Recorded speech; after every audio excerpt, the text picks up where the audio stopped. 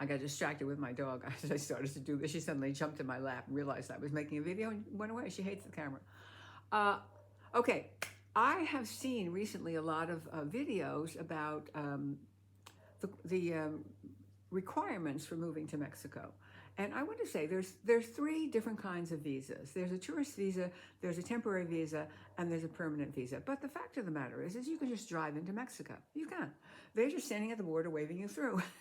The customs agents in their lovely little uniform, and they wave you through. However, they are also have surveillance cameras. So they're taking pictures of your face and of your license plate. And if you happen to be breaking your parole, they know that. And you're not going to get through customs. Just because they don't pull you over and ask to see your passport doesn't mean that nobody's watching. They are watching.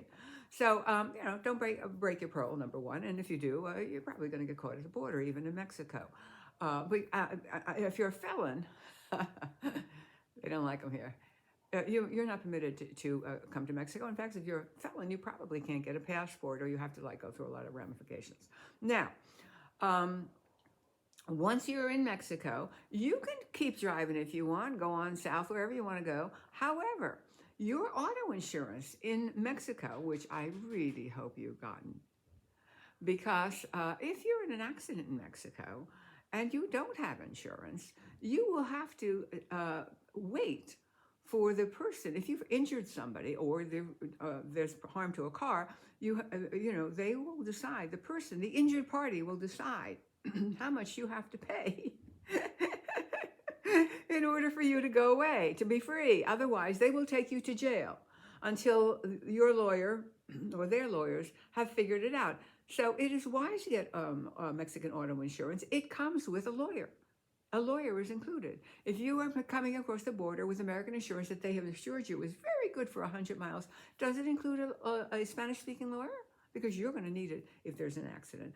And you may find that your insurance, your American insurance, is considered invalid, because is Mexican insurance in the United States considered valid? Or do I have to get USA insurance? Think, folks. Just think it out. All right.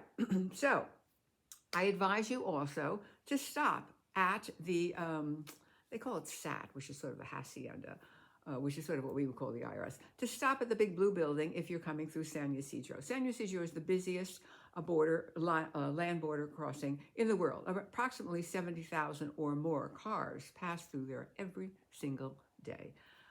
Problem is not getting into Mexico. The problem is getting out of Mexico, okay? Because the border, in its wisdom, has decided to examine every single person who comes through. For instance, me, old lady, going to America. What do I want? Maybe I want to shop. Maybe for some reason or other, I have to go to the bank. This is what they say. What is your business in the United States? How long have you been there? Will you be there? Where do you live? Is this your address? They're so welcoming. They're so welcoming. I was once in Thailand and they stopped me and with a friend, and I was much younger, 40 years younger, in fact, that we were just a group of tourists and they wanted all this information. And my friend said, look at us. Look at us. And they did. And they let us through because it was so clear that we were not any kind of criminals. We just did a bunch of tourists, went to spend our money there. So I advise you get a 6-month visa, that you don't start out getting a temporary visa or even a permanent visa, because what if you don't like living here? What if you don't want to live here? And a temporary visa is $35. Show your passport, you got it. May or may not be renewable for another 6 months. For a while, it was renewable forever. And the reason that people did that was there were requirements. You might have to have fixed income requirements for a temporary, and for a permanent even more. Temporary right now, I do believe, is around $2,000 a month.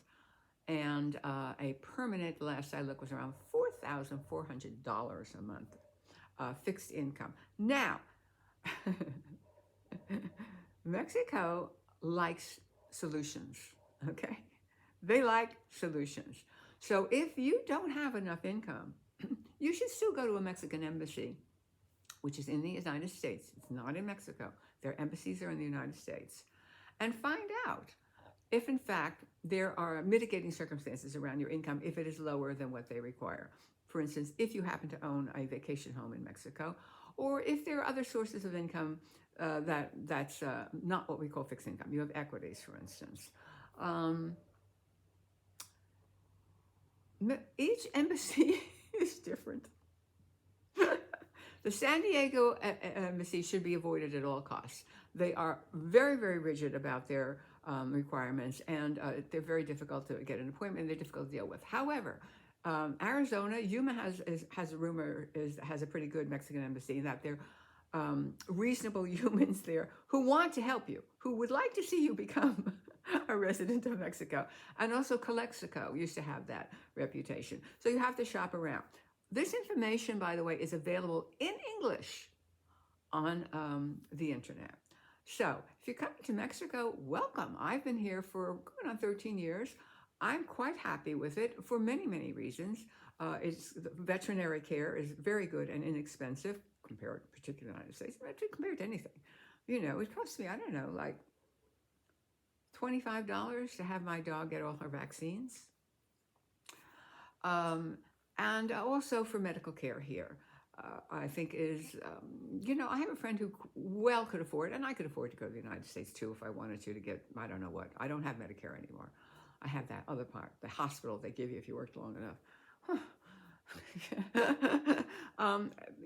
So look into that sort of thing. And then again, if you go to these sort of groups online that in the area that you're wanting to live, then you ask that question, who would you refer to for a doctor? By the way, one of the things that when you go to a medical doctor in Mexico, you go first to a laboratory and get your lab results, whatever they are. If it's cholesterol, you want cholesterol test, if you want a general blood thing, you go there. It'll probably cost you about $25 or maybe $30, and you bring that to the doctor so that they have that in their hands when they're doing the physical exam, or it's on their desk while they do the physical exam, and that work is already done. So it isn't like the United States where the doctor orders the exams, the doctor receives the exams, and the doctor interprets the exams for you. Your exam will show you everything that is below or above or normal in your situation, and you go. Anyway, again, you can drive across the border. You could do it right this minute. You could close this up and get in your car and take your passport and drive across the border right this minute and go and ask all these questions in person.